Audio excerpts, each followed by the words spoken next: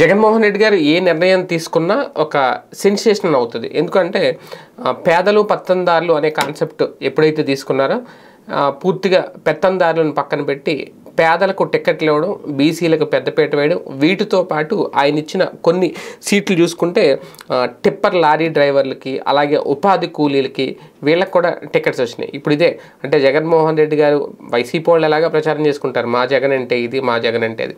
కానీ ఆ స్థాయిలో టికెట్లు టీడీపీ జనసేన ఇవ్వగలదంటే ఖచ్చితంగా ఇవ్వలేదని నిరూపించుకుందాం. మరి ఇప్పుడు ఏమన్నా మిగిలిన సీట్లో ఇస్తారేమో తెలియదు. ఇందులో టిప్పర్ డ్రైవర్ వీరాంజనేయులు ఈయన సింగనమల టికెట్ ఇచ్చారు. అలాగే మడకశిర ఎమ్మెల్యే టికెట్ ఏర లక్కప్పకు వచ్చింది.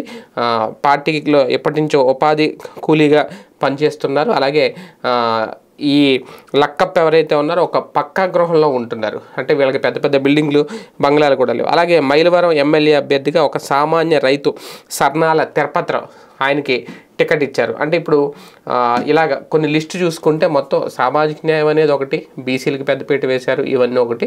అలా కాకుండా నిజంగా నిరుపేదలకి, కూలీలకి, డ్రైవర్లకి టికెట్లు ఇవ్వడం అంటే ఈసారి అసెంబ్లీలోకి అతి సామాన్యులు అడుగుపెట్టబోతున్నారు. రేపొద్దున వీళ్ళు గెలిచి అసెంబ్లీలో అడుగు పెడితే ఖచ్చితంగా ఆ క్రెడిట్ వైఎస్ జగన్మోహన్ రెడ్డి గారికి ఉంటుంది.